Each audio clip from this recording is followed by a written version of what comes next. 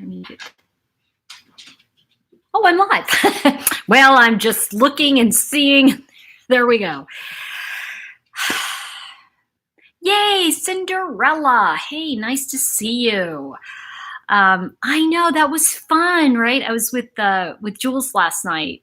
I jumped on her feet, so that was fun. Oh, Jessica, thank you. Hello, my love. Margot, good to see you. I know, I'm glad you're here. Leah wife, hello. Hello. I want to welcome you all. And isn't that funny? Is it Cayenne Daniels? Yeah, thank you. So let's see, what did Hot Pink said? I'm writing a story about the abuse I survived and who tried to rescue me. And it was some very famous who died, but I found out he had been calling for me for I don't know what I don't get it. That's okay. Hi, Letty. Hi, Heather. Blue Jay. Marie. Oh my gosh, you guys. I mean, I feel like, okay, thanks for coming. I just feel like, can we just, I know. Oh, good afternoon, Natty. So I want to welcome Letty and a special shout out to my moderators, because it really, with you guys here, it really makes it so that I can pay attention to all of you and kind of pay attention to what I'm talking about. And Janet from Sweden, Trisha, Arizona, thank you, Sally. Crime equals no jail. Okay, can we talk about it, Natty Bats? All right. So the glasses, they came off, all right? So let's just talk for a minute. I'm just going to have to I'm in a mini rant. This is my mini rant. Jussie Smollett. All right. So what we've just witnessed, I know he is presumed innocent until proven guilty, but what we just witnessed in this is something where, yes, he was tried in front of us, but I also have to tell you that, when I see something like this, it kind of makes me lose a little bit of faith, just because I feel like now we're looking at, and forgive me for putting it this way, you guys, this is not racial. This is just rich people, right? And I hate to be that person saying that, because I always say, don't say that, But here it is. I mean, let me change gears. Let's talk about Lori Loughlin and my other friend, Felicity Huffman, who I just want to say about the college scandal that, and I've been saying this all along, the saddest thing about this for me is not that these people blew all that money. I mean, you could do with your money what you want. But what makes me sad is that you spent all this money and you basically told your kids you don't believe in them. You basically said, you're an idiot and I've got to send you to college. And it reminds me of, there's a sadness in me about when I was a little girl and my mother used to send me to these ballet lessons. Now, truth, I don't like ballet. I didn't even like to watch it. Now, some people love it, nothing against that, but I was really into gymnastics and I wanted to take gymnastic classes, but my mother didn't allow me to do that because she wanted me to do this. Now, I'm not trying to criticize my mom. I'm just saying that's what it reminds me of Olivia Jade, regardless of what you think of her, she was having it going on there with her YouTube channel. And, I think that, these parents set their kids up to fail. And I think it's really sad when we look at, people who are either setting their kids up to fail or they're setting themselves up to fail. When I see this whole thing with Jussie Smollett and, the fact that and I'm telling you, Chicago's up in arms. I'm talking to friends about it who live there, and we're listening to people and they're going, are you kidding? Are you kidding? And the thing is that I think what we're really witnessing is the idea that there are some that are going to pay in life and there's some that aren't. And, when I come back to what I know to be true, like when I look at, and let's just, and I know I'm going to jump around a little, but we'll be talking about all of it. I know the record's sealed. Thank you. Why are they sealing those records? What? I mean, here's the thing about Jussie Smollett. There is still the conversation around a federal crime with it. Because, when you mail stuff through the mail, believe it or not, like if you or I drop dead at the post office, it's a federal investigation because it's considered federal land when ironically the post office is privately owned. So it's kind of this odd thing we've got with the post office. But, the death threats he sent to himself were in Los Angeles and they were still sent through the mail. And I feel like in a funny way, I kind of feel the correlation to O.J. Simpson, where there was so much preponderance of evidence and he went free, but he wasn't free. And, then they got him on walking into a hotel room and trying to get his memorabilia back, which we know is absurd, but it's the thing of when I say absurd, it's kind of like he did this, but he's getting caught for it's just, here's the deal. When you're bad shit happens to you. Okay? It really is that simple. And I know that sounds awful to say, but if you do the right thing most of the time you're going to be okay. And there's a couple things I want to say. I do want to talk about, I've been doing some research on Patrick Frazee. That's right. Everybody calls him Crazy Frazee. I say he's Frazzled Frazee. I mean, that's my new one for him. But what is with this crime coming out of Colorado, you guys? What are they putting in the water there or something? I don't know. I'm just saying. But, I think it's that, mile high city. They don't have air up there or something. Deal with that. I don't know. But, I think that there is such a thing as, Jussie Smollett has already signed his papers, if that makes sense. He's already, in a funny way, for me, he's kind of like, I would never watch anything he did again. I just won't. But I do have a suspicion, and this is my own little, kind of vibe on it, that it has something to do with the networks. I can't help but think that and it may have something to do with drugs, that he was selling drugs or what have you, but it's something tied in there where they're giving him a wash because of it. And I have a feeling that obviously there's some kind of payoffs here, right? And another one, look at Avenatti. We're looking at all of these people who are just being taken down by their own bad behavior. And you know what? Even if they're all acquitted, okay? I don't care what you say. Once you're accused of a crime, you're doing the time. It doesn't matter if you're innocent. There's no such thing. This is the really sad part, is that we're all going, well, we know he did it, or we know she did it. And it's like, at what point do we go, well, we are innocent till proven guilty? We're not anymore. We're now like, that guy's a jackass. We're so busy saying stuff like that. And I'm going to talk, me, my little rant about manners. I am going to mention this for a minute. And then I'll take a look at the feed. I haven't been looking. That's why I don't have the glasses on, because I can't see.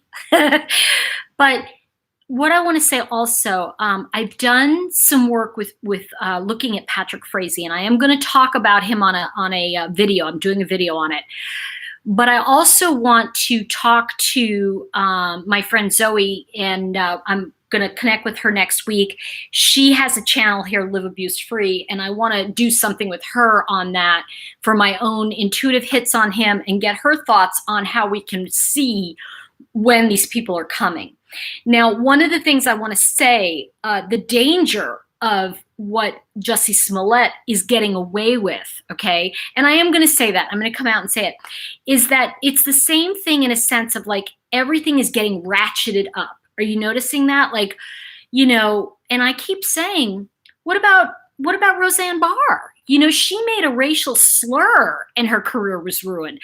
Her entire show was destroyed. She was And she's like, her excuse is she's on drugs, man. That woman was drugged and saying all kinds of crazy stuff. No, I don't exonerate it. But at a certain point, at what point, people, do we say that someone says, I'm sorry, and we then forgive them? At what point do we let it go? At what point, like Roseanne Barr kept saying, I'm sorry, I don't know what to do, and I think the thing that gets me about Jussie Smollett is that it's more along the lines of, I am sorry that everybody went through all this. But instead, he's saying he's innocent. And the truth is that he has cost Chicago hundreds of thousands of dollars. Cases, somebody said the case was sealed or whatever, and the records are sealed. You know what? That's only sealed as long as nobody's paying off the Inquirer. As soon as the Inquirer gets a hold of it. And you know what I'm going to tell you about the Inquirer? The Inquirer used to be like, all people go, oh, that's such trash paper. And now we go, is it in the Inquirer? Because to be honest with all of you, I feel like the only real news I'm getting is on YouTube and in the Inquirer. Isn't that terrible? I can't trust mainstream media. And by the way, that's not a political statement. It's all they're coming on and saying what they think. Now don't get me wrong, I'm saying what I think. But I'm not being paid 7 figures to blow smoke up your ass. I mean, that's the difference. It's like, I'm just telling you what I think, and people are going, yes, that makes sense to me, or no, that doesn't make sense. You get what I'm saying. And I want to say a couple things about that, which I think is super important, everybody. I kind of mentioned this. It was really funny. I told everybody that one of the words that's blocked, if you try to post it, if you try to post something and you decide to use the word Trump, your thing automatically gets blocked. I have it as an auto block because I don't want political stuff. And that's not to say that I'm not for him. And it's not to say that I am against him. It's to say, let's not have that dissension conversation. So and some of you saw that video I did the other day. So some woman posted, and she posted, I think you're great, and I think this, and I think that. And by the way, what you said about, and she mentioned his word, she got blocked. It's kind of like, I'm sorry, like what part of that word is blocked do you not get? Like, so there are some words that are kind of like little trip wires.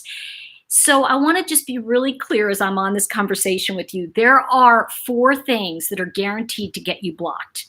If you say something nasty about me, or to someone who's on my feed or someone who's posting, like if you say you're dumb, you're an asshole, you're boring, those are examples of what will get you blocked. And I'm saying this because I don't want dissension here. See, it's not that people aren't right, because I listen to both sides and I go, yeah, you're both right. The problem with being right is being right makes us unhappy, right? So what happens is the only thing that gives us a sense of peace is being at peace and not getting into those talks of dissension. Even if you're absolutely 100% right, like you may be saying things that we're all going, yeah, I just want to see, yeah, exactly. I'm gonna go ahead and Carolyn, it's okay. Yeah, thank you. Somebody unmuted you. Yeah, sometimes, and you know what, Kyan Daniels said, your house, your rules. And you know what, I am gonna say yet again, decorum. This is a civil conversation we're having. It's civility. I don't want people pissing in your Cheerios. You're sitting here, people are feeling safe to say stuff to me. They're going, Tori, I think this or that. And I'm like, yeah. And somebody else is going, you're an idiot. Block. So just keep in mind, for the most of you guys, you're going to get it. You're going to go, oh, I can't call somebody an idiot. Because here's the thing. If someone's an idiot, one of 2 things are going to happen. 1, they're going to be blocked, or 2, I'm going to leave them up there and I'm going to pin it so that you can see what's not appropriate. Now, bear with me. And I know some of you are like, oh, you're trying to shame someone. Let me talk about that for a minute, because that has to do with the whole thing that's going on here with Jussie and with the college stuff. One of the tripwires, I want to say, around bullies, right? And you've heard me say this. People bully because they're afraid. They don't know what something is. And what I feel that Jussie Smollett did is he feels, and this is again my opinion, he feels so less than, he's got to try and take down people who did not vote in the way he wanted them to vote. Now, what happens there is there's a big assumption that people of a certain kind are racist, right? And that's what I talk about when I talk about here, when I say about narcissism, I go, well, or on the spectrum, it's like, something? Here's the big cosmic joke, everybody. We're all on the spectrum. We're all narcissistic. Every single one of us. Somebody said, that person's a covert. And I'm like, you don't even know what that means. Now, that's not to say that an expert doesn't know what that means. But at a certain point, when we use words like that, I'm going to call them distancing words. Because immediately, the minute you say covert narcissist, it's like, that's not me. Well, maybe it was me. Maybe I'm recovering. Maybe, here's the thing. The most important part that I feel about, if you will, my house, my rules here, is that when we come together and you have a thought that you want to air and you're just exploring an idea, that doesn't mean that you're wrong. It just means you're exploring an idea. So when someone comes in and tries to shut your stuff down, it's like, could you please stop so I can listen to them? People are so busy yelling across the aisle. They're missing what the center is telling us, which is stop the fighting. See, the only way to stop the dissent is not to engage in the dissent. I want you to drop your shoulders and breathe for a minute and get that. Just, what if we don't engage in it? Well, here's the key. So I think it was last week on one of my videos, and I took down the pin, but it was basically pinned to the top, and a woman had gone on about, and I don't remember the exact words, it's not that important, but basically, I don't understand, and then it was a long thing about how I was wrong, what an idiot I was, and all this stuff that she said. Now, some of it, she was right. Some of it, she's really right, okay? But the problem with that is that no matter what I say, I'm going to be in a bad position. Because if I pin her, which I did, then there's always going to be people that go, how can you bully that poor woman? And it's like, wait a minute, but she was the bully. So what you're basically saying is if I call a bully out, I'm a bully. Well, that starts to become messy. And here's what it's about. The real problem is, and it's that Stockholm syndrome that begins to happen, where rather than recognize that somebody's being called, remember when we were little? When I was little, it was like, okay, you get a timeout. You go sit in the corner. And for me, it was like, I'd go and my mother would be like, what are you doing now? Because I'd get 15 minutes timeout, right? And I'd be like sitting there. And she'd go, what are you doing now? Because it'd be like 20 minutes. I go, I'm still thinking about myself. And she'd be like, you're really a strange child. And I remember walking out of the room. But sometimes it's like that. I guess that's what I'm trying to say is that a bully, right, does need to be called out on it. But the problem is that Stockholm syndrome becomes, I don't want them to sit alone in a corner. So we have to start looking at where we are pitying bad behavior and nurturing it versus where we're saying this is bad behavior and correcting it. And that's the big difference. So when we let's look at those two, and then we can look at what's going on with not only Smollet, we can look at all crime like that right now. Because the thing is that there comes a point when we are in this situation where we're looking at a bully and we're going, oh my gosh, that's really poor behavior. And it was interesting because I called the bully on what she did. And my friend Zoe, Live Abuse Free, she said, wow, that was really good, And I thought it was well stated. The problem happened when other people were saying their opinion, which is great, but then someone else came in and just started criticizing everybody. You're a bully, you're this. And it was just probably a friend of that gal's. But the point is that person, I could then see the damage in the person who was missing, that we were trying to course correct that bully behavior. Now, here's the thing. That woman, that bully, may have never gotten it. She may never get it in this lifetime. It goes back to the conversation I had around, if you remember, around Cindy Watts. Yeah. Okay. So around Cindy Watts, where I did, if you remember that video I did a video where it's like, Cindy, here's what I think you should do. And people were like, she's never going to hear that. And it's like, of course she's never going to hear it, but you did. And you understood it. See, there are times when that one bully can teach all of us how to behave. It can say to all of us, you know what? That is a bully. And that bullying is not going to be validated. And we've got to learn, and believe me, I'm not doing this 100%, but I think we really need to have, and that differentiation between the Stockholm syndrome, where we're going, that poor bully. And here's the thing, and I did the same thing with Chris Watts. Remember, I messaged when he did his February 18th thing, his talk, and then I later talked on it. I said, you know, he sounded so likable. And people are like, oh my God, you can't say that. And it's like, why not? I thought he sounded likable. That doesn't mean I agree with him or think he's a good guy. It startled me that I didn't see the horns.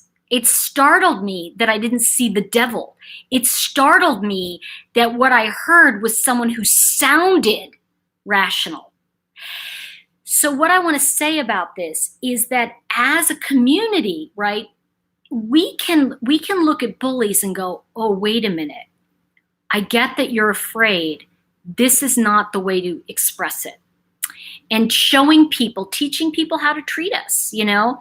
And I think that's the key to all this. Now, when we look at crime, I think we're living in a very interesting time to see true crime. Now, when we look at the history of it, and I want to do more on that later, when we look at the criminals, and I'm thinking of David Berkowitz, I'm thinking of Son of Sam, I'm thinking of Bundy.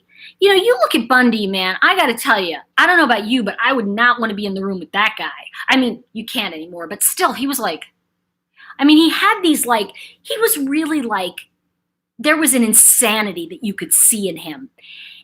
And I think that it was only a matter of time till we saw that if Chris Watts had married, if he had gotten away with it, thank God he didn't, and he married Nicole, I think it was only a matter of time till he killed her. Because I really think that the cracks were starting to show. And by the way, I did do his chart. I did Chris Watts' chart, and I did his chart with the night of the, where the planets were on the night of the murder.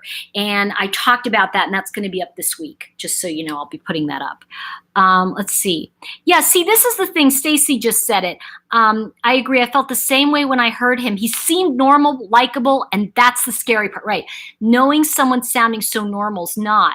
You know, and I think that I think that's part of the key to this, Stacy, is that you know, he did sound normal, and we're all going, but I know I can't trust that. Oh, I love Anne Rule. Somebody just said, Red Like Wine said, oh, Anne Rule, yeah, she passed. Oh my gosh, she was so amazing. Thank you, Elizabeth Oliveira. Hi, Elisa. Good to see you. Vanessa Redondo. Hey there. Thanks, babe. Appreciate it. I know Honey Badger. Oh my God, Honey Badger, you crack me up. You know that video, right? The Honey Badger. Oh my God, funniest thing I've ever seen. Hey, Glam Dolly 20. I hope you're feeling better. I've been sending you some prayers. Good to see you, Cruz Boston. Let's see. New Zealand. I want to go to New Zealand next. Tim just said, haters will always hate. You know what I want to say about that? Because I think that I think that's a good slogan. I think it's kind of fun. But if we look at it deeper, and again, let's dive under that wave, right? If we dive under it, and actually I'm going to share about the story about that. This is when Katrina happened. And I want to say it was in 2004. I was watching Katrina on TV. I was in LA at the time. And a couple years later, there was I want to say it was a documentary, and there was a couple on this documentary, who talked about their experience. No, it wasn't Katrina. I'm so sorry. It was the tsunami in forgive me, Indonesia? Stop me if I'm wrong. I think it was the tsunami. So this couple was on, that's what it was. It was about the tsunami. And Thailand. Christmas, the day after Christmas, the 26th of December, this couple had said in their interview, this was they had lost their daughter, and they actually, during the thing, their daughter and son had stayed behind, and they went out on a little boat, not even a boat, a rowboat with a local, to go scuba diving. And they actually went under the water. And this is where Dive Under the Wave comes from for me, okay? Now, just so you know, I yawn when I start getting, my intuitive stuff starts kicking in. So they dove under the water, and they talked about when the big tsunami came, right? And the wave came over, and they were under the water. And they said all they felt was an immense lift, and then it just kind of brought them back down, and they saw fish going crazy underneath. And anyway, they were down below. They were below the water. So they were under the wave. So they came back up, I don't know, 10 minutes later, and their boat was gone, and everything was gone. So they started swimming towards shore, and they kept swimming and swimming and swimming, and they get just about to where the shore would be, and they're swimming by their hotel. So they're recognizing something's not right here. And what they described, and what I got from that, is they never, except losing their daughter, which was horrifying, but they didn't suffer the same trauma as people who were on top. They had dove under the wave, in a sense. And so I use that as an analogy. And actually in my, in this book, How to Read the Cards, I talk about how to use that energy. And when you dive under the wave, you can let everything else go over you. And when, I love what Tim said, haters gonna hate, because it's kind of like, the energy of that saying wraps me up in the truth of it. What do I mean? Once I'm into the truth of it, I then have to agree. And all of a sudden, all of us have to agree with that statement. Now, Tim, forgive me, it's not you. It's like anybody could have said that. In fact, I've said it. So the idea is that then it becomes, some people are going to agree with that. Some people are not going to agree. And pretty soon, it's dissension. And so that's what begins to happen, is the minute we take these buzzwords, we push the issue outside of us. So I want to say to you that if we really look at haters gonna hate, then we're really looking at people that are unredeemable, because they can never be redeemed. And mental hospitals and prisons have those people in them, okay? Unfortunately, what happens is it becomes popular to share that point of view, even if you're not so certain it's right, because it's a lot easier to be with people than to be alone. And I'm going to say, I don't know if y'all remember. Do you remember Coal Miner's Daughter, the movie with Sissy Spacek? Love that movie. Anyway, there's a great scene in it with Tommy Lee Jones, who, hello, I thought he was always like the hottest thing ever. Tommy Lee Jones is sitting there and Loretta has gone to sleep, and he's sitting there, the phone rings, and it's late at night, and he's listening, and you don't hear the other side of the conversation, and all you hear him say is, yeah, lady, everybody's lonely.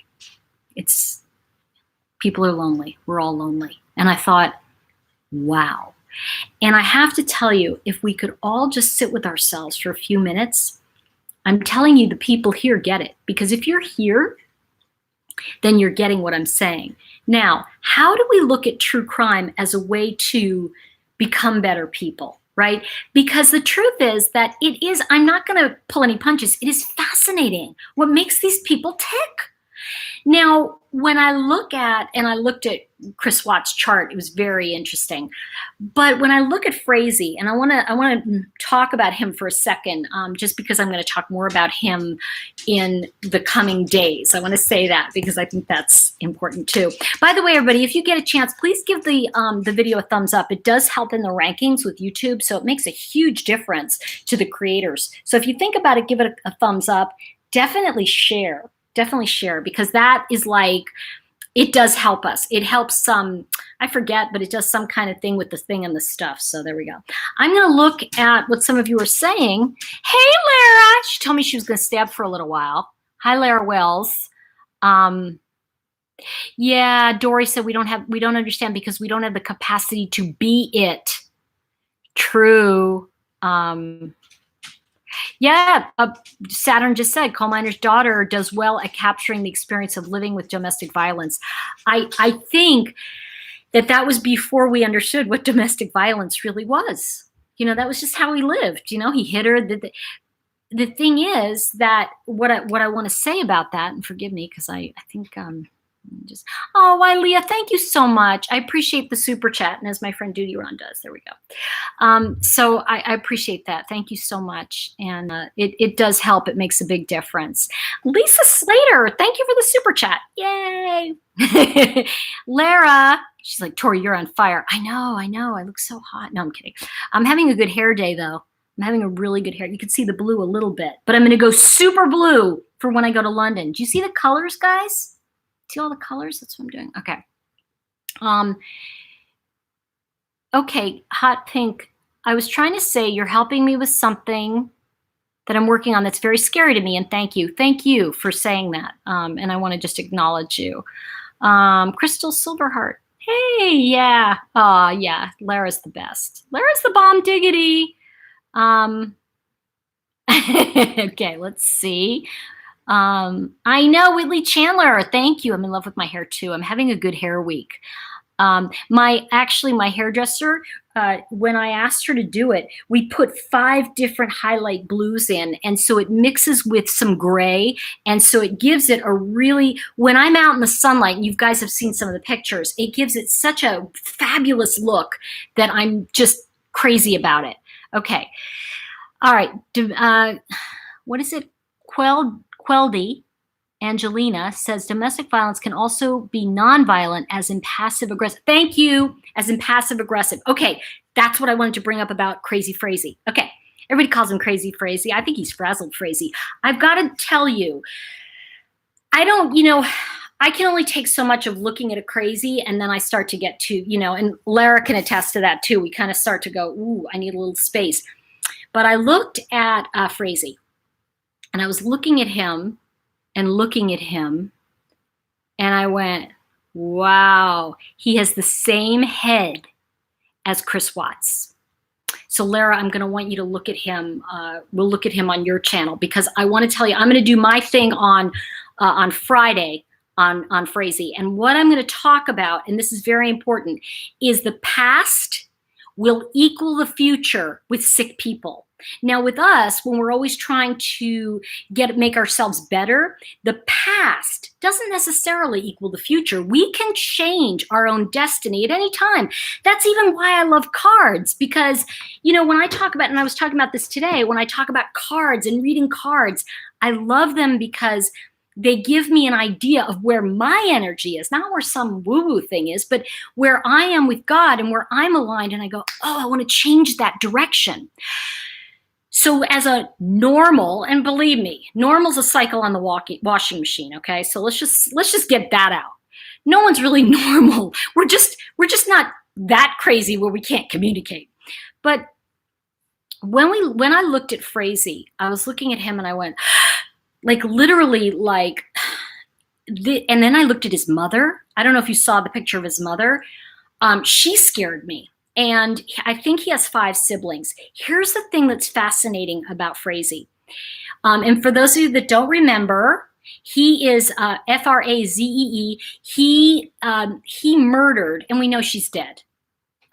He murdered his fiance, and they have a 14-month-old baby. They weren't even married.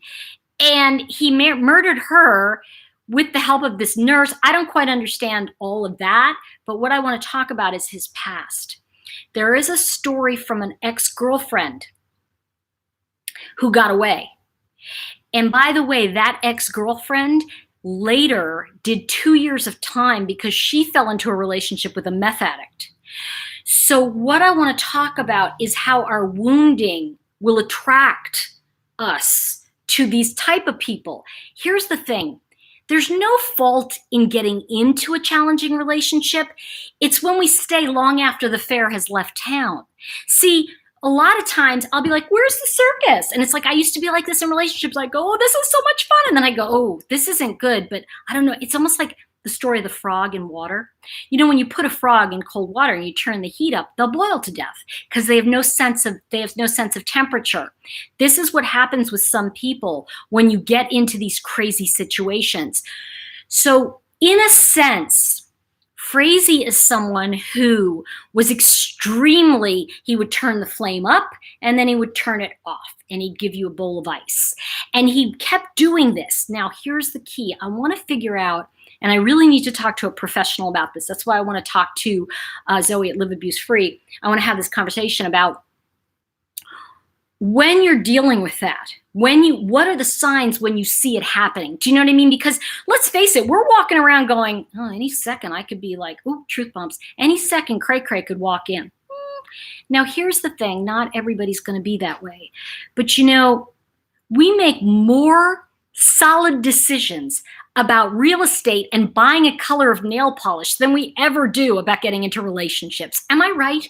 I mean, think about it. We'll stand there for hours going, do I like that color? Is it going to look good on my nails? Or the hair? Or I don't know.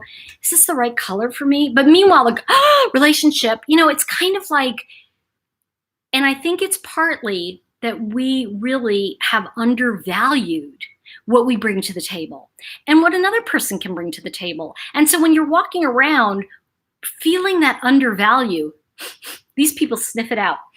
They almost have a nose for it. It's kind of like if I have a greenie anywhere in like five inches of me, Gavin's going to find me.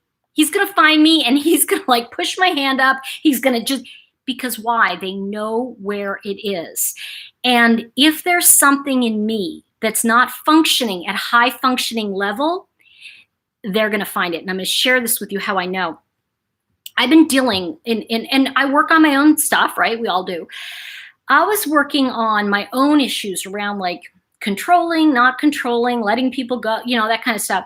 And I think I shared this a long time ago, but part of it. But I went on a date with somebody and like immediately he was going, oh, well, you need to call me at this time. And I need to know when I text you, you need to respond. I'm watching him and I'm going, this is our second date. You know, what's going to happen after a month, right? So the thing that I want to say is that these warning signs are there right at the beginning. So here's what I suggest you do, especially if you're looking or you're in a situation, write down what the person is saying to you. Write down, especially on a first date, what are you hearing? Because I'm going to tell you, that's the truth. They're going to tell you the truth. And a lot of times we're going, oh, roses, flowers, hearts. What'd you say? And it's like, oh my gosh, I see friends of mine getting into cray-cray situations because they're not listening. And, you know, the problem is your friends will tell you that's not good, right? Am I right? Like your friends will go, that's not good. He's not good, not good. No, that person's doing good. And you go, oh yeah. Start listening a little bit. Now you can tell the difference between someone who's jealous and someone who is giving you feedback. So, all right. Stacy just said, yes, it's important to listen, pay attention, and move on when the warning signs appear. Lara, yeah, Tori, so right. Yep. And here's the thing I want to say to you, and she's so cute, red like wine. Careful about saying you'll never date again. I'm just going to say that. The minute you say I'm never blah, blah, blah, what happens is somebody walks in and you go, what? You know, you just become like the dumbest person on the face of the earth. So what I'm going to say to you is always be open to love. Now, here's why I want to say that. It doesn't have to be in the form of love, like relationship love. It can be loving a tree or loving a pet or love, because that's what keeps us alive. That's what keeps us going, is that energy, that up leveling. So the most important message I can give you tonight, oh gosh, I left the fireplace on for the dogs and I think I'm gonna like melt over here. Any second the hair might go up, you guys, so bear with me. But anyway, so what I was gonna say to you is that, and Lara and I are gonna talk about it, but we'll do a thing on the Frazee head, but we'll also, I wanna also say that I'm going to be looking at some other some other crimes. And part of the reason I want to, it's not that the Chris Watts thing is over, it's that there is a natural thing where I'd rather focus on honoring Shanann and the gift she gave us, and look at, when we look at Kelsey, the victim of Frazee, you see that she becomes important for us only after we've looked at his past and what he did to other women. Because you see, my sense is that Kelsey fell into the same category, and I've seen this happen before, and I'm sure all of you have. So we're going to look at Frazee, but also I just want to say we're living in a very interesting time where a lot's being exposed, wouldn't you say? I mean, look at, and I love what, and I've never been a fan of Rahm Emanuel, but he said this today. He goes, "It's a big whitewash." And I was like, really, Rahm Emanuel? But anyway, when we look at the Smollet case and we look at Lori Loughlin, here's the thing that's so odd about Lori Loughlin. Now, Smollet, he's still denying, he's going to deny it forever, but whatever. Lori Loughlin and Felicity Huffman, they have no idea that it was a crime. Just let that sink in for a minute. I just paid somebody $500,000 to get my kids into a school that they don't want to go to, okay? And I'm basically saying they're stupid. And it's not a crime? Like, I just don't get that, okay? Like, even faking pictures of them on rowing machines or whatever it is that they don't even know anything about. I think the bottom line is that we're seeing people doing things that they don't even know they've been doing. Now, I want to share this with you because it ties in. I'll tell you about my money stuff. Yeah, they think we're overreacting. Thank you for saying that, Cruz Boston. It's so true, isn't it? It's just, okay, let's see. Yes, Sarah Swan, thank you. Pay attention to how your body feels. It gives us the red flags before our thoughts. And I agree with that. And I think that what happens is, it's like this. Your body goes, uh-oh. And then your body goes, ooh. Sexual energy overrides our senses. Sorry. And as much as we'd like to think of it otherwise, that's why it's important. And you know what? It's crazy. I do this after a date. I sit down and I write down what I heard that person say and how I felt about it. And then I just put it aside. It doesn't have to mean anything in the moment, but sometimes in the moment I'm more excited about it. And then I have to stand back and go, oh, this may not be a healthy communication. And I may go out with them one or two more times just to see, But like with this particular person, I could never, it just didn't, because you know what, when someone's so controlling, I just tell, I'm like the incredible invisible lady. I just go, I'm not there. So let me take a peek here. I'm really glad, Cruz Boston. I want to say, yeah, and Jessica Coe, how's that overreacting? I want to think, I want to say this. It's, wait, what was it you said here? Sorry. I just want to say to all of you, it's never too late for love. I just need to say that because I think that it's our obligation to lift each other up, to be kind to each other.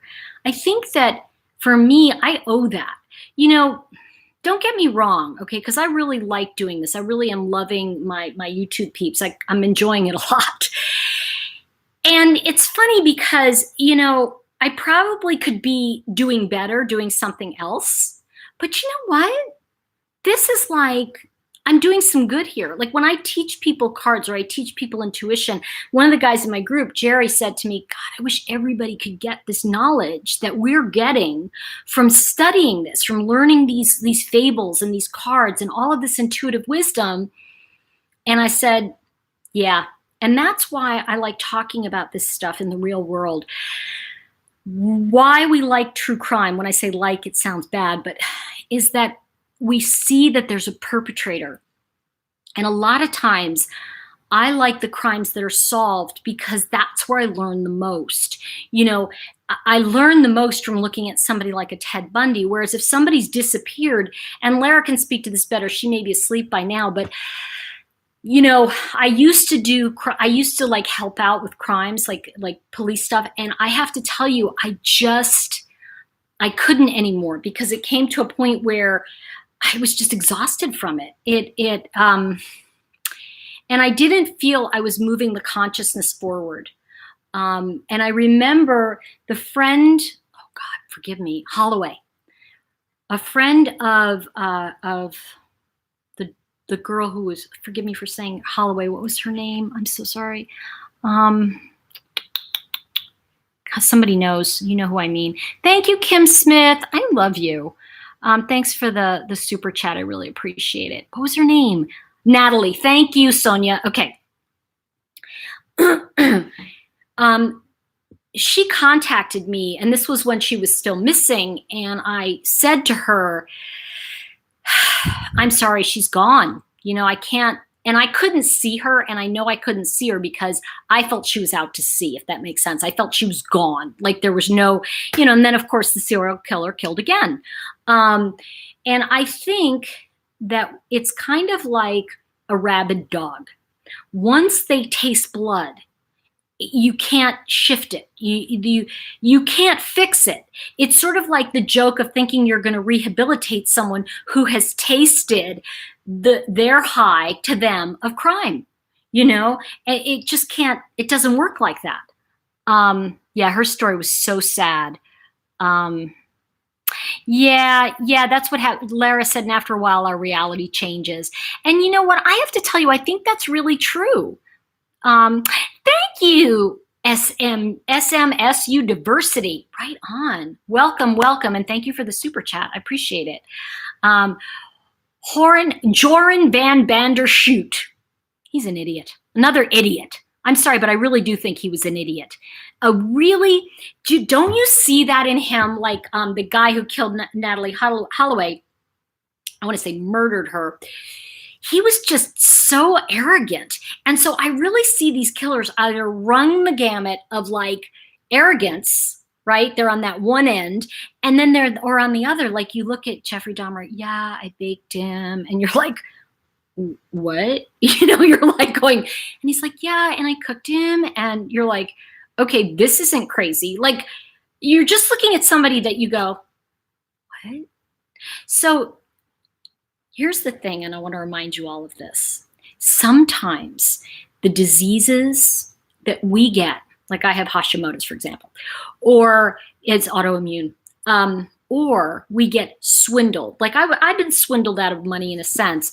But what I noticed is it was like the things that were taken from me relieved me from the burden of that thing. Let me explain it. If it hadn't been for my alcoholic mother, I wouldn't have had a lifelong ticket to Al-Anon, AA, the family of alcoholics, understanding that dynamic, really learning who I was at a very high level. And if she hadn't had that disease, I would have never met some of the best people in my life in the world. And if it hadn't been for my cousin, now what happened was my grandmother, my mother's mother, was dying, and my cousin, you know, came in like, you know, the deathbed thing. They said, oh, just sign this. And she signed all the property to him. Well, and I think I've shared this with you. Basically, he went on to lose it all. And I remember my father was furious. You know, she got all your money. Thanks, Lara. You know, he got all your money and you were entitled to all this money. And I said, you know, I'll be blessed in other ways. And I have to tell you all, I have been, knock wood, exceedingly blessed with property because it was stolen. I think that what happens is when you lose something, whatever it is, you get 10 times more in another opportunity or another sense. Think about it. You know, if we sit in, and I listened to a friend of mine, brilliant, she's sleeping, so I can say this.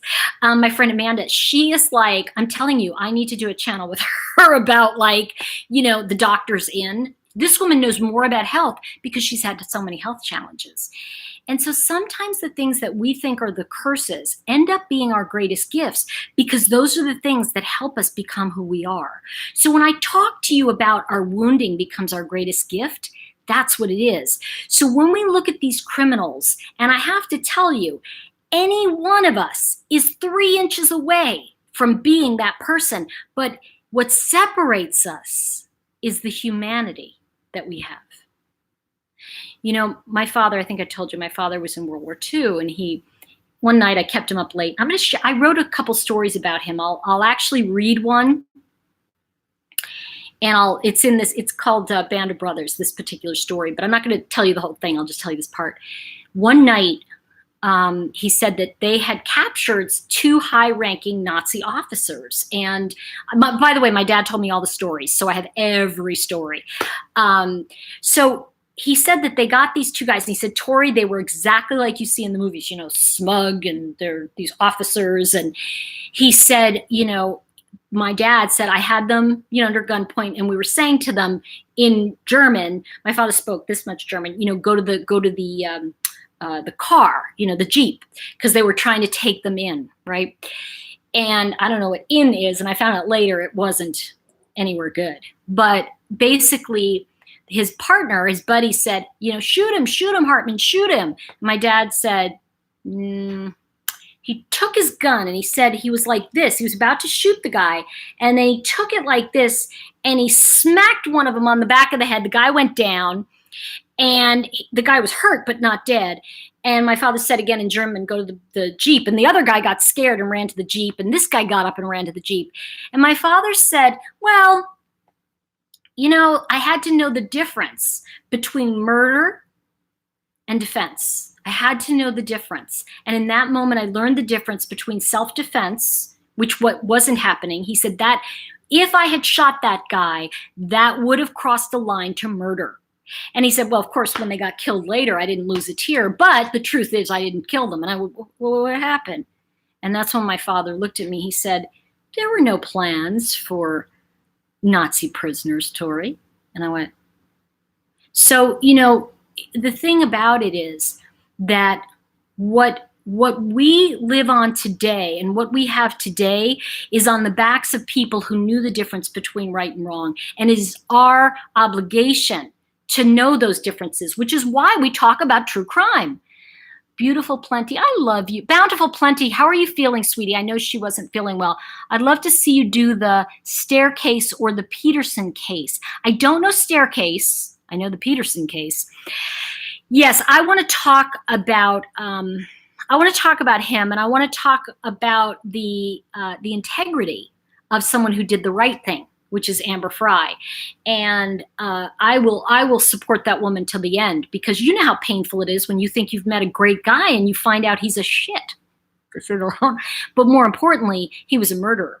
And what we're seeing now are and by the way, Bountiful Plenty, thank you so much for the super chat. I know that you are going through a lot right now, and I want to acknowledge you for that. So thank you for that.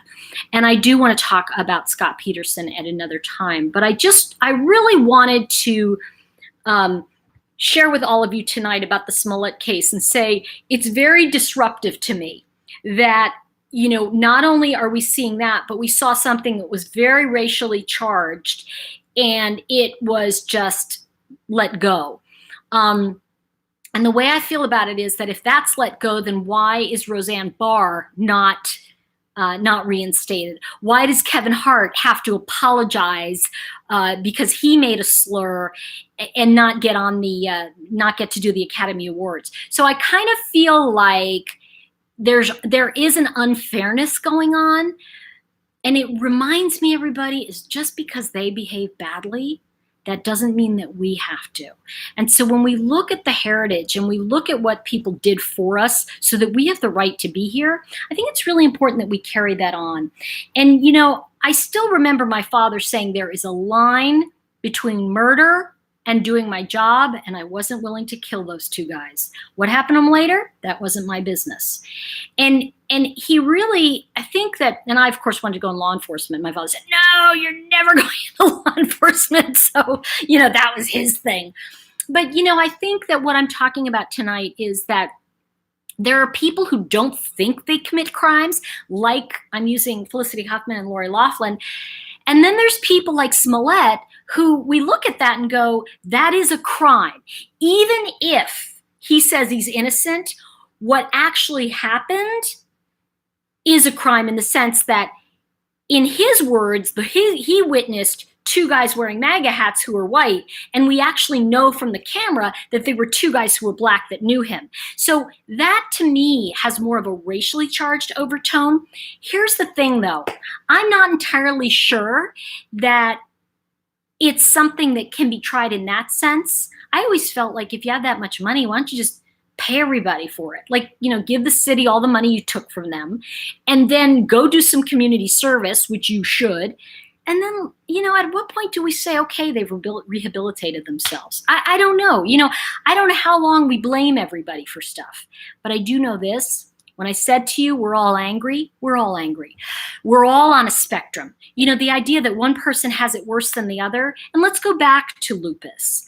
If it hadn't been for lupus, Shanann would never have found Thrive. She never would have found Nicole Atkinson. There's so many people whose lives have been enhanced because they knew her. She never would have been selling it on Facebook. So when I say all this to you, sometimes we have to remember the very things that we think are our biggest curses become a blessing. So even though we can say, I married an idiot, if you say that, you also have to look at, what did I get out of it? I got two great kids, or I got, so really remember that nothing is all one way or the other.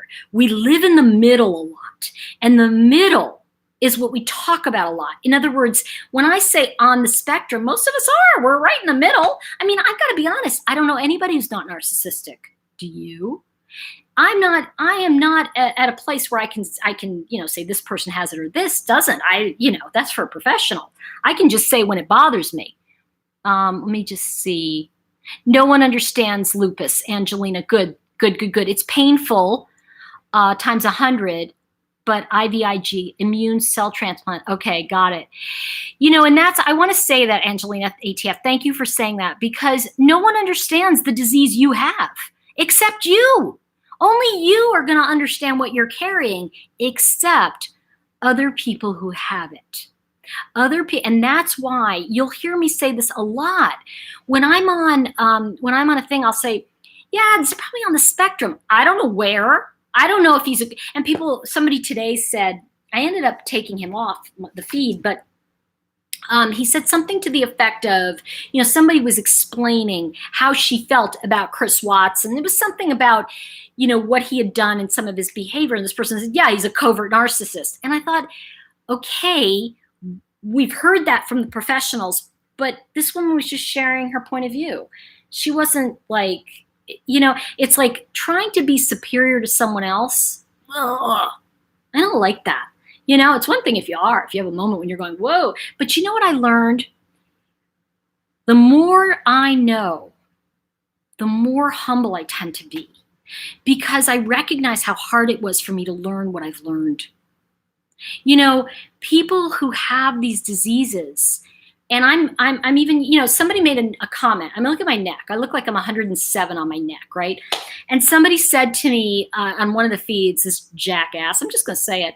He said, you look 107 and then, obvious, you're probably 80 and you've had this facelift to look 20. And I'm like, dude, I've had this neck since I was 17, meaning it's just from the thyroid stuff. My thyroid's enlarged. I've had this since I was a kid.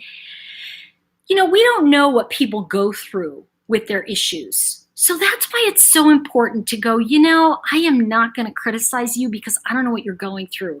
But you know what? That doesn't mean I'm going to let you criticize other people either. I may not want to attack you, but I will stand up to you if you try to put anybody else on my channel down. Not on my watch. Not on my watch. Because what we're here doing is we're here becoming ourselves again. I always say to people, somebody said to me, the whole world is going insane. I go, that's absolutely fine, but I'm going sane. Y'all can be going insane, but I'm going the other way. I'm going to be the salmon. I'm going upstream and I'm going sane. You come with me and we go sane. And you know what? I want to say to all of you mothers out there, don't ever give up hope, because your kid may be the one that saves the world. How about that? You know, people say, oh, I don't have kids because I don't. You know what? It may be your child that makes all the difference in the world. And there's a reason our ancestors fought so we could be here. So it is our obligation to stand up for people, to stand up for each other and say, wait a second, that's not nice. I'm not going to jump on the bandwagon and agree with negative. And I've got to tell you, when somebody did that today, somebody said some nasty thing and I just delete, and all of the mean things under it got deleted. Here's the thing I want to tell you. It's not so much that people have a different opinion. It's when a mob mentality begins. See, this is where the danger happens. So the more I say, no, you are an individual. You have your own thoughts, and I want to support your thoughts. I don't want to support everybody who's a lemming and falling off the side of the hill. You know, we're not lemmings here. It's not like, don't, falling off. No, we're not doing it. I'm not doing it anymore. And I really want to support you in not doing that also. And going back, notice I tie up loose ends. I speak very intuitively. And so sometimes people, and especially when I'm teaching, you should see it. People are like, what? And I always say that when I'm teaching, I always go, are you trying to follow me? And they go, yeah. I go, don't follow me. Just feel into what I'm saying. Don't try to understand anything I'm saying. Listen with your heart. And it goes back to, forgive me, but I think it was Angelina who said it. I don't know who said it, but somebody said, you know, like, oh, and I think listen to your body. I'm sorry, I think it was Sarah. But it's the idea of listening to your body. And what I say is listen to your intuition. Like, is something ringing true here? Then what happens is you just keep coming back until you find your truth. It's not my truth. I don't want you to, and I always say this to people when I'm doing teaching. I call it facilitating. I always say, don't listen to me. Everything I say is just, you kind of get a pattern with it and then you do your own thing. Because I don't think it's really smart. I don't think it's healthy to follow somebody. I think what becomes healthy is you listen to something that makes sense, you interpret it in the way that's highest energy for you, and then use it yourself. So I think that's really key. Is that Dawn? Hi, Dawn. JW, I never noticed your neck. Now that's all you're going to look at, right? Where Duty Ron, is he here? I didn't see him. Oh, I know. I love Duty Ron. He's the best. Okay, that's it, Duty Ron. I'm doing it. Hold on. Hold on one second. I'm doing it to you now. I made you a moderator, Duty Ron. I got to watch Duty Ron today, and he was fabulous about, sorry guys, I'm so hot. I think I'm going to pass out. I left the fireplace on for the dogs. That's why you don't see Gavin, because they're kind of like, they're slothing in front of the fire. I'm like going, I'm hot in here. Anyway, I listened to Duty Ron today, and Duty Ron talked about the Smollet case in a way that I think is better than me talking about it. So definitely go over to his channel. It's DUTYRON. Go over there. Definitely give him a like and subscribe. And I'll tell you why I want you to subscribe to him. I want him to get to 10,000 so he and I can do, we can use the YouTube channel space in New York. So I want to do that. Okay, let's see. Okay. Tara Rose. What did she say? Now I want to know. Sky, good to see you. Okay. Yeah, Duty Ron's in the house. He's somewhere in the house. Maybe he took off to go eat, but yeah. Let's see. Oh, okay. Trying to get my retired police husband a part-time job these days. Oh, good for you, Cruise Boston. Get him out of the house, right? Okay, just want to say hi to everybody. Please remember when you're on a feed like this, whether it's mine or Duty Ron's or someone else, please remember to give it a thumbs up. It does help. And subscribe. A lot of times, and I've seen this, by the way, Duty Ron does this. I know I do this. Sometimes we just go live and you don't even know when we're on. So if you're subscribing, you'll get a little thing that says live now, you know, and there you go. Yeah, I think he, I don't know where he is. I think he might have taken off. What is the staircase? Somebody answer that for me, okay? Because I don't know that case. I know, Rachel, the things we do for our fur babies. Oh my gosh, you have no idea. It's just wrong. I mean, I have 2 slugs that are just, they're like passed out in front of the fire going, oh. One has his paws like this against the fire screen so he can get hot paws. What's up with all the shallow focus on exterior beauty? Caroline Ciano. I don't know. What's wrong with beauty? I think it's fine. And here's the thing too, you know, I'm glad you brought that up. Why is it shallow? Why can't we say, you know, you look beautiful. You look good today. I'm really enjoying what you're saying. You know, I think the thing is that who cares what people focus on, right? Who cares if you're focusing on like someone's beauty or you know, someone's wise words or their nails, or because you know what? I tell you why it's nice. It's nice. That's why we say it. You know, it's the old thing of like, gosh, you look great, or it's good to see you. How hard is it to say to somebody, hey, great to see you today. Danielle, good to see you. And I think, you know, and Sky, good to see you. Here's the thing. We in this world do not acknowledge each other enough. We don't say, and by the way, that's why people are complaining and bullying. Why people say, oh, you look beautiful? Well, why not? Why not let somebody shine for a minute? What's the harm in that? You know, what's the harm in like saying to an older woman, you look stunning? You know, and I'll tell you what, just as a practice, go out tomorrow and say to 3 people, you know what? You look good. But don't say it fake, I mean, obviously, but say something nice to people. You know, I have found lately more and more, it's the old cliche of if you don't have something nice to say, don't say it. So what I want to say to all of you about this is that we don't know enough yet about the Smollet case, and particularly and I'm going to be following, as soon as they do jury selection, I'm going to be following the Fabio case, the hairdresser in Los Angeles whose wife and boyfriend killed him.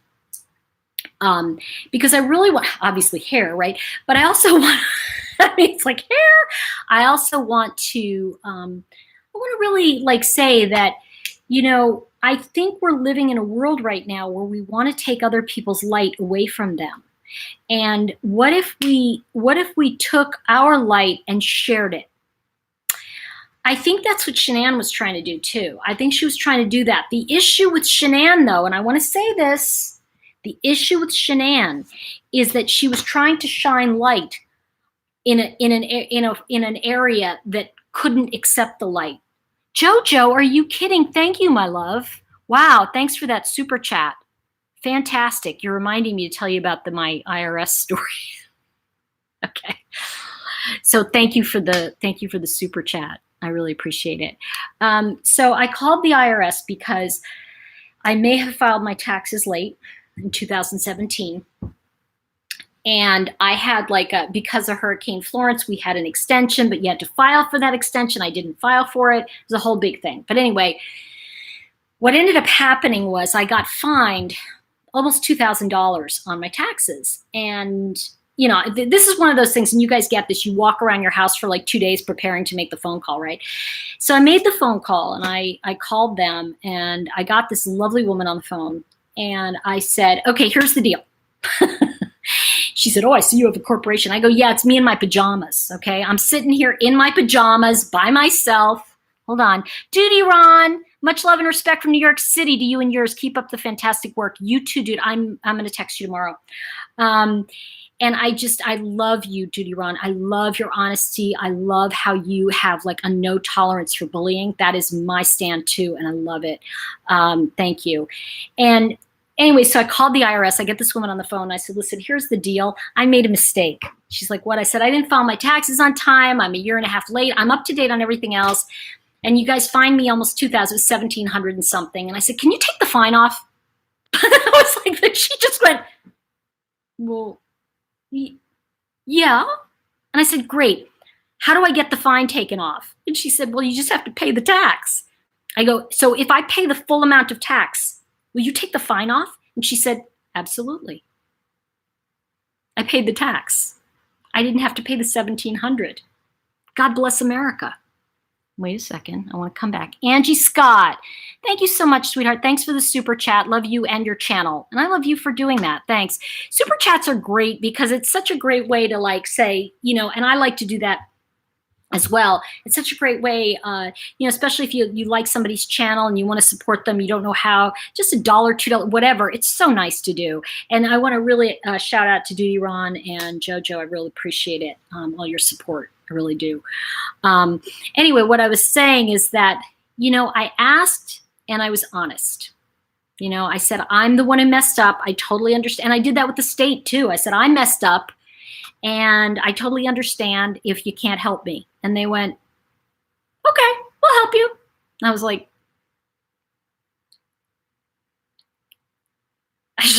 thank you. I'm just like, write those checks really quick. So when I say all this to you, it's like we do live in a place where sometimes we're afraid of the truth because we're afraid of hearing no. We're afraid of the two greatest fears we have in life. Our fear of losing what we have and fear of not getting what we want. And all crime is around those two things.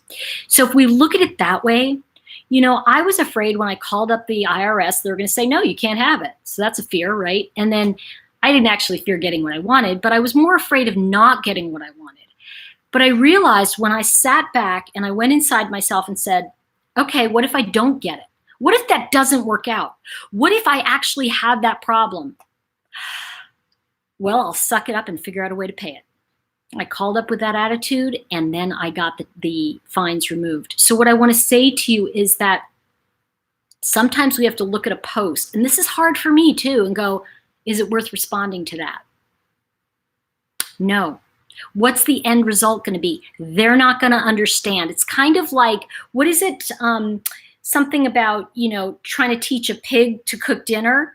It's like the only thing you get is frustrated and the pig gets angry, nobody gets what they want. So it's kind of like when you think about posting something that's unsettling to you, think twice. Because the truth is, what you put out in the universe will hit you 10 times. Remember that. You remember that from grade school, right? How many of us know that? Come on, be honest, right? How many of us remember? It's like, do unto others. Remember in kindergarten? I used to love that book. The best things I learned in life, I learned in kindergarten. Hold each other's hands, take naps, have milk and cookies, What happened? When did we forget to sit down and have milk and cookies because we figured out it had calories? I say this to all of you because it's like, I have never found two people who are able to have an argument when they're holding hands. Think about it. The other way that you can stop an argument in its tracks is start arguing the other person's point of view. Think about that. I remember I was in an argument with somebody and they were saying, you're doing this, this, and this. And I finally just stopped and I went, you know what? Okay, so I'm doing this, this, and this. And they went, yeah. And I go, okay. And they go, see, I told you. That's the hard part, by the way. And I go, yeah, I am doing that. And they went, oh. I go, yeah, I'm doing that. See, there is no argument if you're in a flow of agreement. So we give up that necessity to be in that struggle with each other. So it's so important to really remember. Let me just see what, I'm gonna go back here. Tori, scroll back if you can, see my comment. Okay, I wanna go back. Let me see Duty Ron. Joey Brooklyn 67. Hey everybody, Joey Brooklyn 67 is on the feed. Please go over and check out his channel. He's getting things started. Friend of Duty Ron's, good guy. Go over there, check him out. He's been very kind to me, and I really appreciate it. Let's see. Oh, you're so cute. Is that what you meant? Tori has an amazing channel. Is that what you meant, Duty Ron? He wants me to read how great I am. Okay, Tori has an amazing channel. She is the real deal, a good woman with valid information. I freaking love her. I love you. Oh my God, this is like a love fest over here. Let's see. And Mabel, thank you for supporting Duty Ron. Appreciate you. So one of the things, yeah, cat in a hat. Oh, I love that. Oh my gosh. Okay, so here's my favorite book. I'm going to give you guys a book assignment. Ready? It's very short, I promise. So one of my It doesn't hurt to ask, otherwise the answer is no. I think it's always easier to get forgiveness than permission, don't you think? I'm always going, let me do it. And then somebody goes, I didn't like that you did that. And I went, oh, sorry. But, okay, book of the week. How many of you know Harold and the Purple Crayon? It's a children's book. I want to say Crockett Johnson wrote it. It was probably 1961. You can look it up on Amazon. It's called Harold and the Purple Crayon. Now, Harold and the Purple Crayon, it's so cute. Is it Brandy who said that? Brandy Brown said, love that book. The thing about Harold that's really neat is all he has is a purple crayon. He just has this purple crayon, and he draws his reality, and he's in his pajamas, cutest kid, and he draws his reality, and he's like, and he draws an apple tree because he's hungry, and then all of a sudden a dinosaur comes in, he's like, ah, and he gets scared, and his pen gets like this, and he falls back, and he's drawn water, so he's drawing his reality. He falls into the water, and he realizes he can't swim, so he has to draw a boat. The point is that we draw our own reality at any given moment. And at any moment in time, I just want to say this to you, we can change it. And you know what changes it? There's a couple different sentences that change it. I made a mistake. I may have been wrong. I'm really sorry. I'm going to correct that behavior and work on it because I don't like that it bothers you. That bothers me, because I care about you. So these are things that when we talk about true crime, these are things that the mind of these people, they can't fathom it because they only want what they want. They are not capable of seeing another point of view. And I say this to all of you because when you see someone who cannot see your point of view, cannot see any point of view but their own, run. Don't walk. Don't try to understand them. You give them a couple shots at it, and then you run like the wind.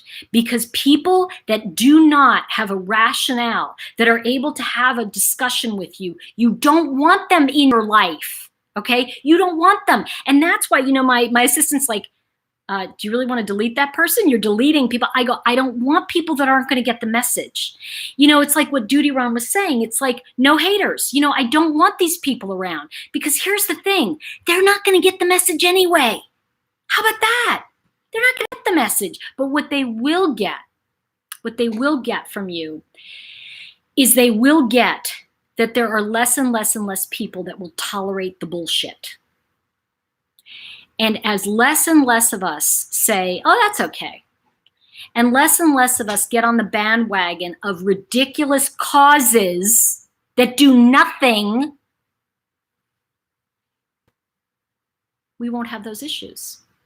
And I'm looking now at like how our government is spending our money. And it's like, can we please spend it on things that matter to us as citizens? We really don't give a shit about what you people are doing. We care more about what's affecting our lives, right? We care more about the diseases that are happening in our country and other countries, and we want to stop it. We really don't care about what you think someone did 10 years ago. So I think we're kind of looking at the idea that we need to be the change. We can't expect other people to do it for us. So when you look at a Ted Bundy, there is definitely signs there.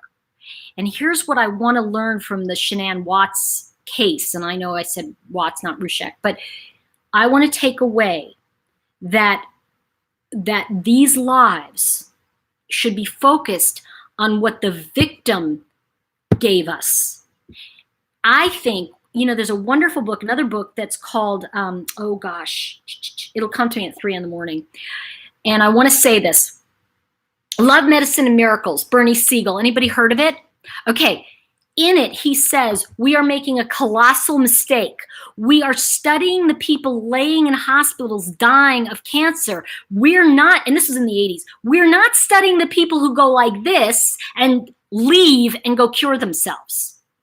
And I think if we look at it that way, we can start to shift our reality away from being victims. And by being a victim, I don't mean that as a negative, by the way.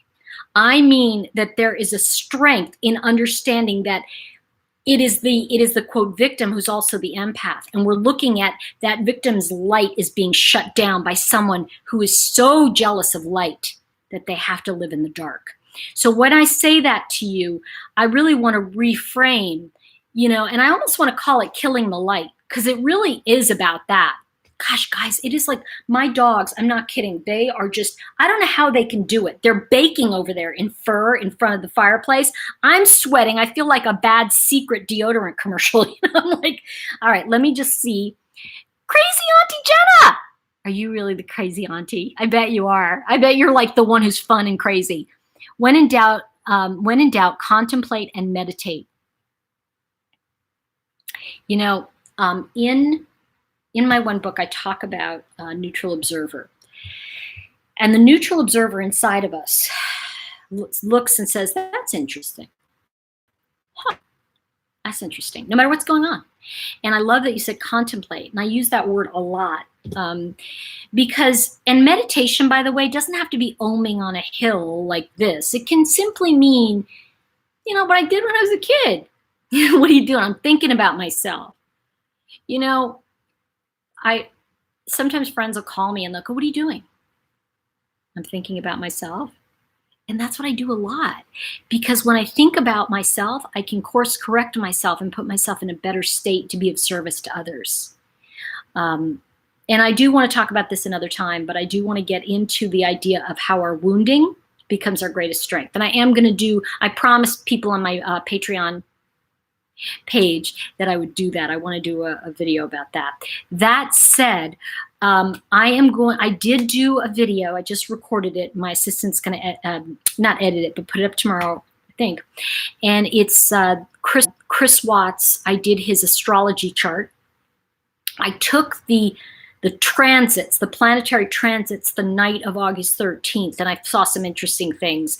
That will be in that video. I'm also going to do a little bit more of a detailed video coming up on Frazee, but more importantly, an ex-girlfriend of his that got away, because she has a lot more information for us, I feel, about the patterns that occur that we could be looking for and we don't see. And so that's something I also want to talk about. That's probably going to be next week. But in the meantime, I'm going to be working on some of my stuff. I want to call YouTube Space, and I want to try and get that set for London. I will be in the UK in a few weeks. Woo, party! And I know somebody out there, UK people, somebody said they were going to find a pub. So we're going to find a pub and party. Hello. So come on down. And I know Lara, I'm going to get her butt down to London, so we'll all party. And I am going to be in New York. Oh, yeah. Great, Rachel. Okay.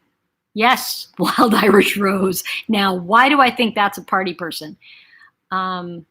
Yes, our wounding becomes our greatest strength.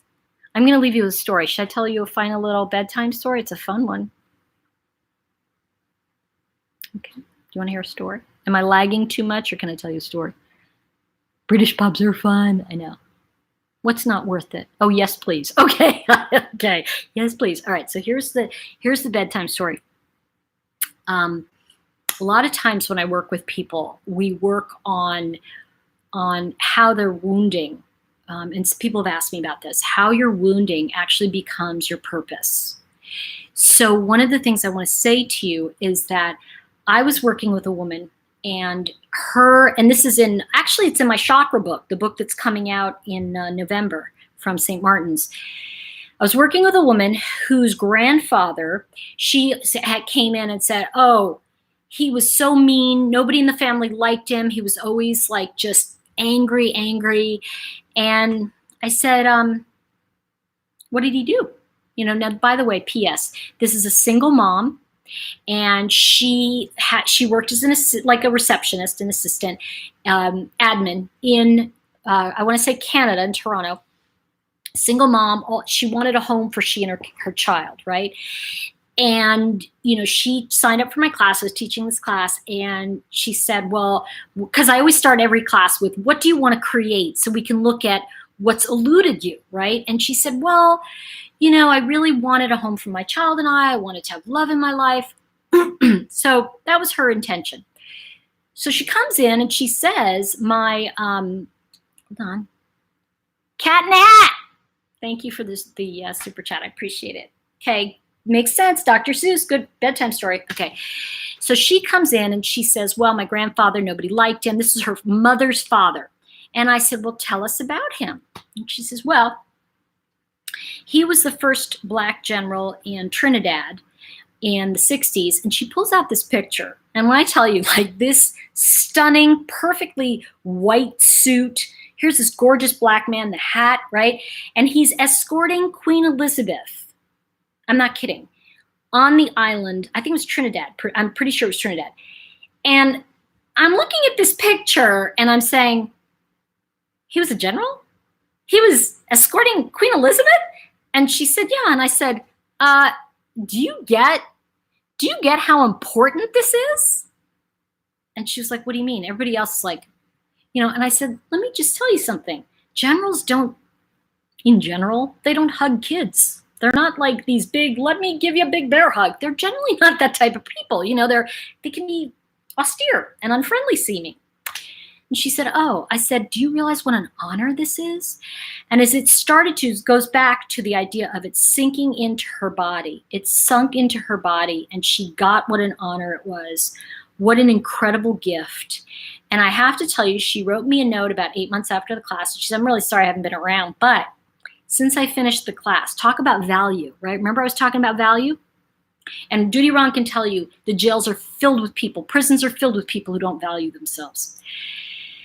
She wrote me a note and she said, I'm sorry it's been 8 months, but, and she had gone for, I think she had a master's in what it was like a firm she was working for was like an engineering firm. She had a master's in that, but she was working as an assistant there. They discovered what she did. She felt it was out of the blue. And they promoted her and suddenly she was an executive. And the next thing you knew, she said, by the way, then this house showed up and I was qualified to buy this house. And I bought a home for my son and I. And she said, I finally discovered what love was because I found my personal value. And so when we look at the wounding of thinking that she just came from these angry people, she got that they were accomplished people who had done something important. We all have a legacy, folks, every single one of us. And we must value our legacy so that we can leave one. Because you see, until we get the legacy we're here to get, it's just we're going to be ignoring our past and trying to create a future in quicksand. So that's like my bedtime story. I'm going, Duty Ron, let me see. He said, when you come to New York, we have to get together. Oh, yes, of course. I'm going to be, actually, I'm going into New York in the end of April. And by the way, Duty Ron, thank you so much for the super chat. Sweetie P. I'm going to be out, and I'm not giving you the address, anybody, but I'm going to be at the, what is it? Reader's Studio. It's a card reading. It's for people who want to learn tarot and reading cards. And I'm going to that for the first time. And it's a big event in Queens. It's at the LaGuardia Hilton, I think. Anyway, it's at LaGuardia. You guys will find it. It's called Reader's Studio, and it's really fun. I am not presenting while I'm there. I'm going as a guest. But I've had a lot of messages from people saying, are you bringing your new deck? And I'm like, yeah, I'll bring my new deck. So a lot of people know my work, but I won't be presenting there. So that's the skinny. And I want to get into New York, Duty Ron. I want to go to the, what is it? YouTube space, because you can go there and create videos as well. So I'd like to go there and have you come as my guest. If you're not, it depends where you are with your stuff, but come and we'll do some kind of video. Maybe we'll do a meet and greet with some folks. How would that be, everybody? If we did if Duty Ron and I did a fun meet and greet at the YouTube channel space in New York. So we'll check it out. We'll see if we can get that going. So anyway, everybody, I want to just say much love. The Duty Ron is following the Karina Ventrano case, and I really encourage you to follow that. That's He's personally involved with he knows the family, so he's involved in that case. And I am going to be giving you a couple things coming up on Frazee, and then I'm kind of waiting for this other case to come up while I finish a book I need to do. So there you go. I just wanted to check in with everybody tonight, tell you how much I love you, how much you all matter to me. Please give the video a thumbs up. It does make a difference in the rankings for all of us. And share, share, share. Tell your friends, share the video, share what we're doing, and share anything I say that means something to you, that you think is going to uplift someone today. That's what this material's for. It's not for me to sit in my house and keep it to myself. It's for you all to go, that makes sense to me, or this is my opinion of this, and this is something I want to do to uplift others.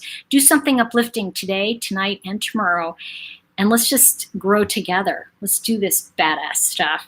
All right, everyone, much love. Have a great night. I am sending love out. Go follow Duty Ron. He'll be doing great. He does great lives. I love his lives. And I love your bird. Talk to y'all later. Bye for now.